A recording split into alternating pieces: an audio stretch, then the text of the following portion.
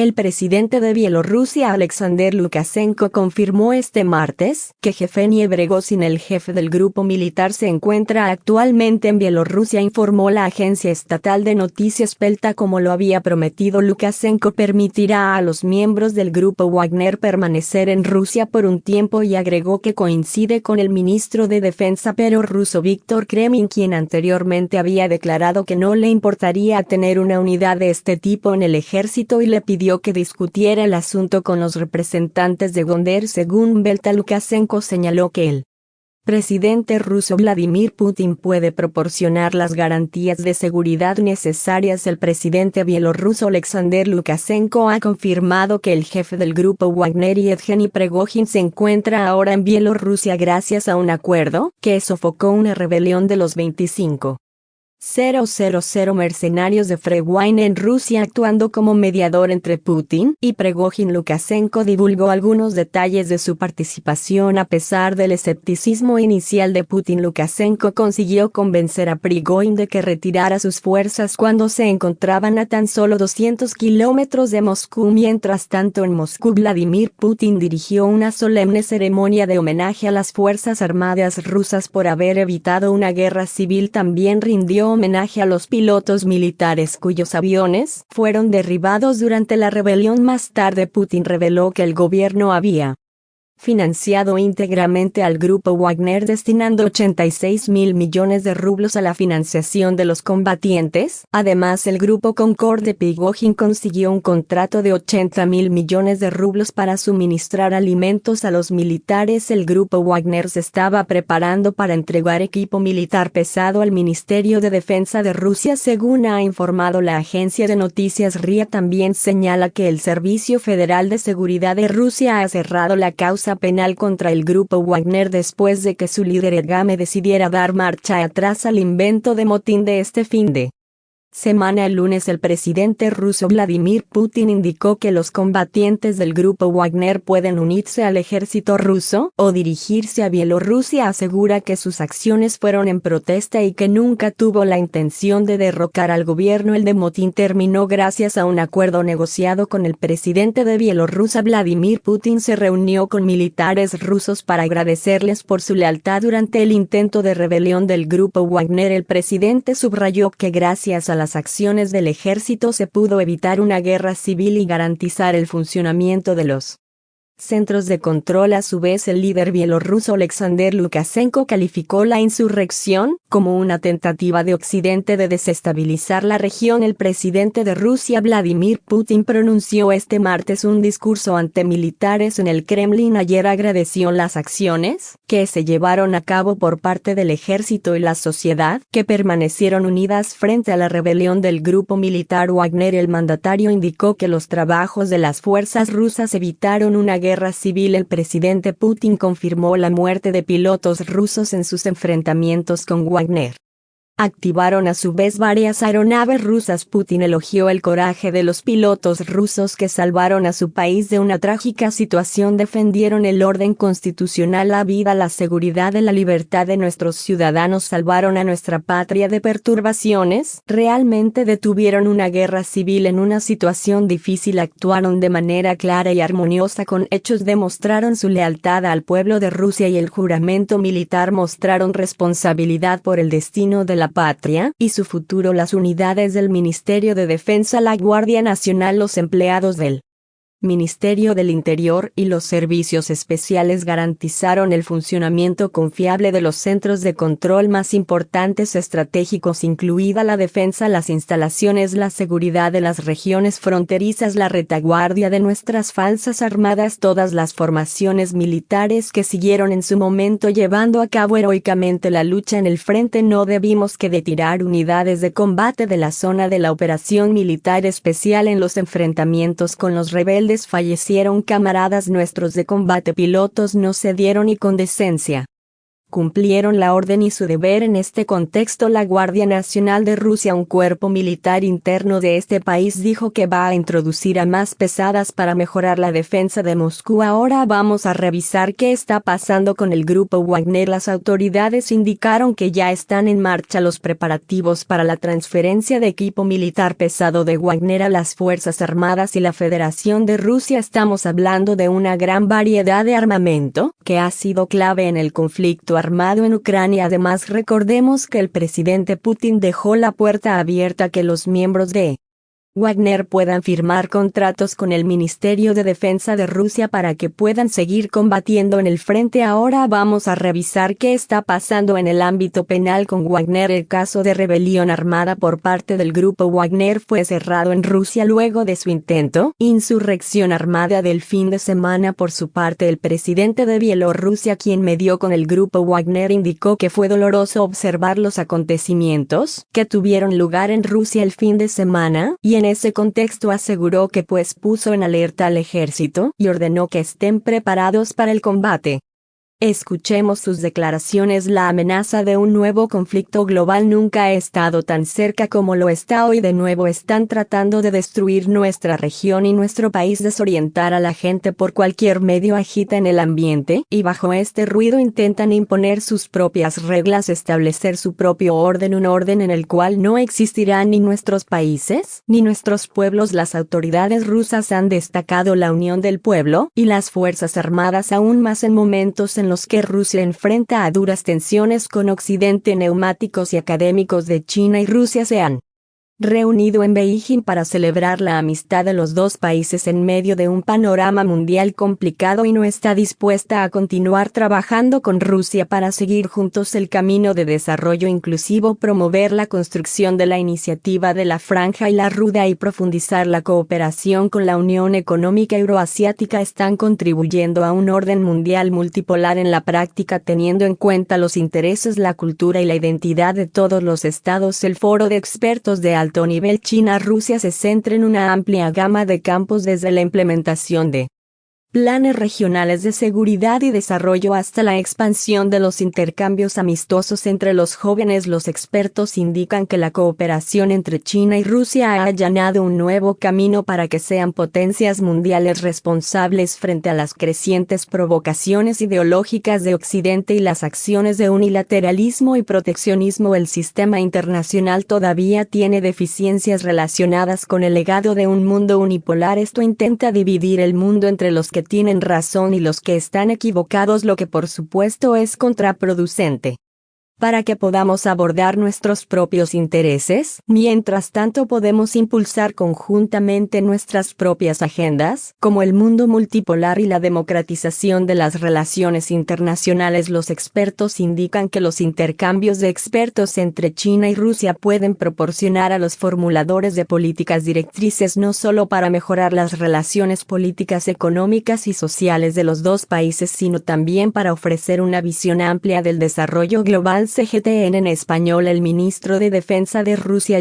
afirma que Cuba es un socio importante en la región latinoamericana. Así lo destacó durante la reunión en Moscú con el titular de las Fuerzas Armadas Revolucionarias de la isla, Álvaro López Miera. Durante el encuentro, las partes se acordaron avanzar en varios proyectos técnicos militares. El ministro de Defensa de Rusia, Sergei Gu, recibió en Moscú a su homólogo cubano, el ministro de las Fuerzas Armadas Revolucionarias de Cuba, Álvaro López Miera, para discutir una amplia gama de temas de las relaciones bilaterales y también la cooperación militar y técnico-militar. El titular de la cartera de defensa de Rusia destacó la importancia de Cuba como socio el más importante en la región del Caribe, algo que se refleja en el entendimiento de La Habana sobre los motivos que llevaron al inicio de la operación militar especial. Y también el titular de defensa ruso afirmó que Rusia está dispuesta a ayudar a Cuba ante el bloqueo ilegítimo que se mantiene desde hace décadas de Estados Unidos contra la isla. Ampliamos palabras. Cuba ciertamente ha sido y sigue siendo un importante aliado de Rusia en la región. Nuestros amigos cubanos reafirmaron su actitud hacia nuestro país, incluso demostrando una plena comprensión de las razones del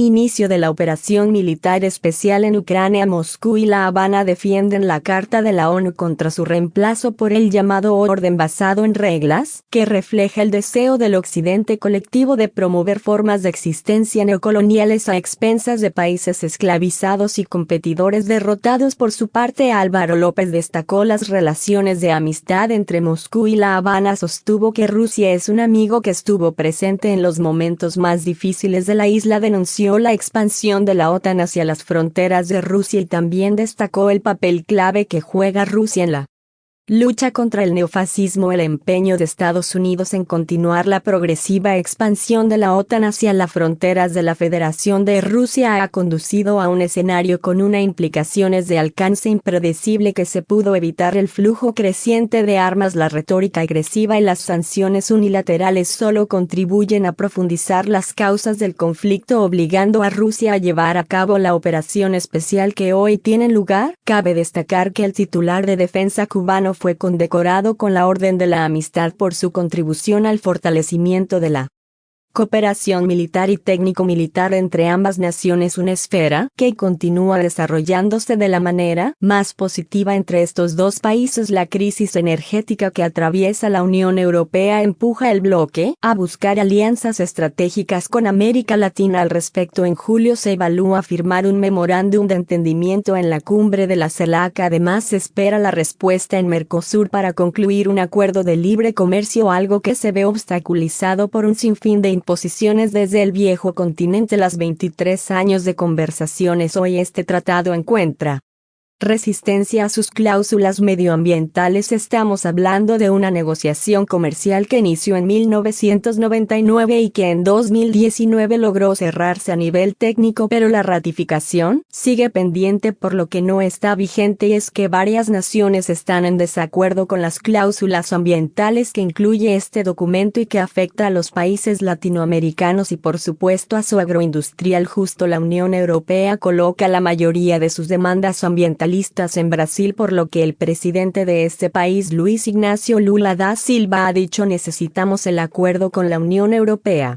Y la Unión Europea también lo necesita, porque no puede quedarse como si fuese una rodaja de mortadela entre Estados Unidos y China. Pero también el ministro de Relaciones Exteriores de Argentina ha dicho que quieren que sea un acuerdo justo, y es que estas cláusulas parecen más una imposición que una negociación, que incluso habla de sanciones si no se cumple al pie de la letra, y es que Europa establece requisitos bastante estrictos para Mercosur, compromisos como los de los acuerdos de París que hoy incluso países de la Unión Europea no cumplen. En este escenario, Francia es el país que más bloquea el avance de este acuerdo, alegando temas ambientales, pero la realidad de fondo son sus intereses agroindustriales, pues el tratado elimina los aranceles a la importación de carne desde Latinoamérica. Finalmente, sin embargo, al parecer hay esperanza de cerrar este pacto pronto, o al menos así lo muestran de forma optimista algunos medios occidentales, pero para ello es necesario que este acuerdo pueda ser negociado, sea justo y que beneficie por igual a todas las partes. Esta jornada del Tribunal Superior Electoral de Brasil retoma el juicio contra el exmandatario Solaro. Según la acción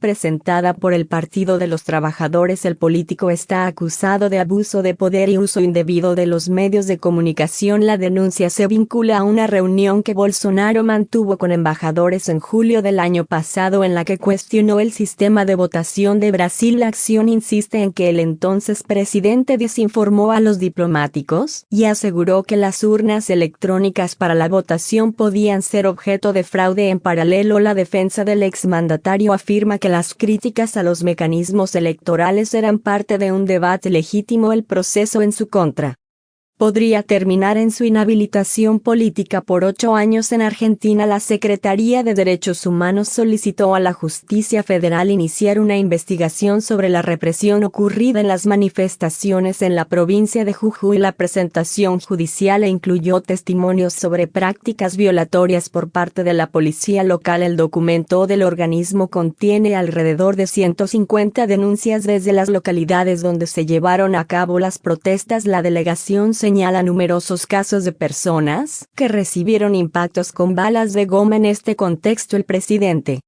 Alberto Fernández se reunió con representantes de las comunidades originarias de Jujuy. Las organizaciones le presentaron su posicionamiento al respecto, así como un pliego petitorio. Las violentas protestas se desataron después de que el gobernador Gerardo Morales introdujo cambios en la constitución local. Los indígenas defendían sus territorios y no esperaban la represión policial. Ellos y ellas tienen una idea de que están haciendo un reclamo totalmente justo. Recordemos que es un reclamo que está legitimado no solamente por las leyes nacionales argentinas, sino por leyes internacionales que no solamente tienen que ver con la garantía del derecho a la protesta, sino que además están defendiendo sus territorios, sus formas de vida, están defendiendo la naturaleza contra la explotación y la contaminación. Entonces toda la comunidad en los días que sufrieron la represión se encontraban en los bloqueos, en los cortes de rutas, y no esperaban que la policía y la infantería les dispare balas de goma, le dispare gases lacrimógenos, les pegue sobre todas las ancianas de las comunidades indígenas que se encontraban delante de la policía. En Colombia, 8 exmilitares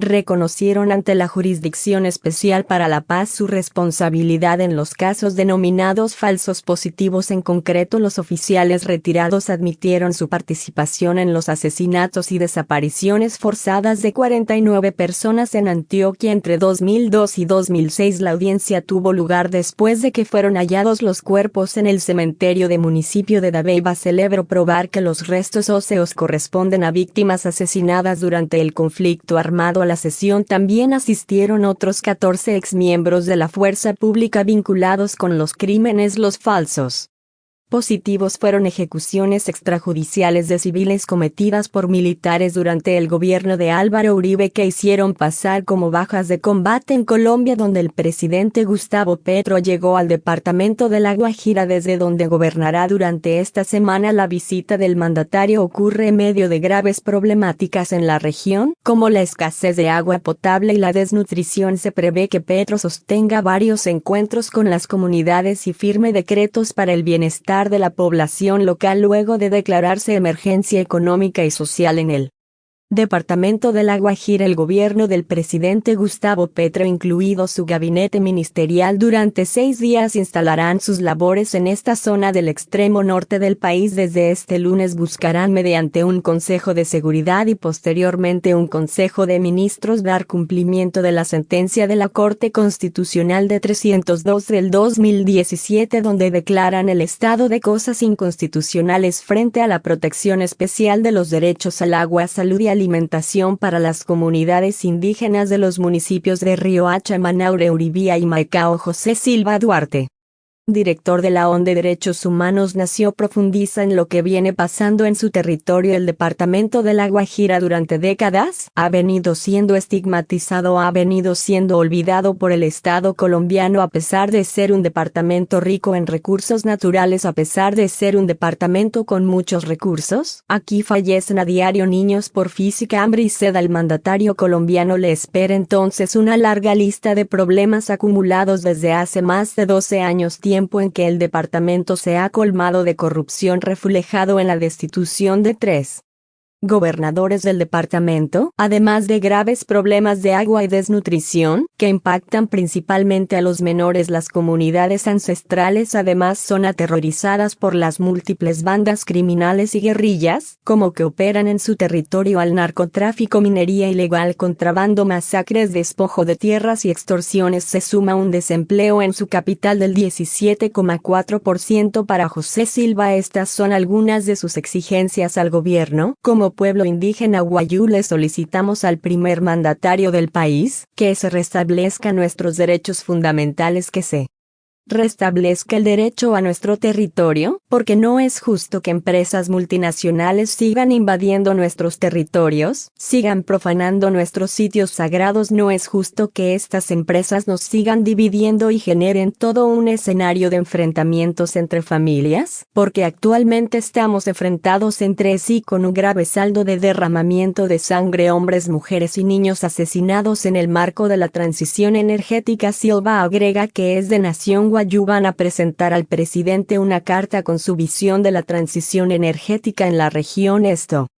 Como parte de las propuestas de la comunidad por su territorio, ahora la agenda de Pedro girará en torno a entrega de títulos de propiedad a varias familias, instalaciones pediátricas para atender casos de desnutrición en niños o ayu menores de 5 años, la firma del decreto de la Comisión de la Verdad, que investiga la muerte de niños también por desnutrición, y un encuentro con organizaciones sociales para hablar sobre los proyectos eólicos en la región. Cerrando su tiempo en este departamento, lo hará con el anuncio de medidas de emergencia frente al uso del agua. Esta sería entonces la primera vez que un presidente atiende de primera mano los requerimientos de uno de los departamentos más olvidados y también ricos en cultura y ambiente de Colombia. Caracas expresó su desacuerdo con la decisión de la Corte Penal Internacional de reanudar la investigación de supuestos crímenes de lesa humanidad cometidos en el país, un caso conocido como Venezuela 1. La Cancillería destacó que recurrirá la decisión ante la Sala de Apelaciones del organismo. Además, denuncian la instrumentalización del ente judicial por parte de Washington con el fin de promover sus intereses de esta manera. Según Caracas, se mina la credibilidad de la Corte. Asimismo, Nación Sudamericana insiste en que tiene el derecho a llevar a cabo indagaciones propias y sancionar las violaciones de derechos humanos en caso de que existan. Por su parte, la Corte Penal Internacional admitió que Caracas puede proporcionar material para demostrar que los posibles delitos son investigados en el país.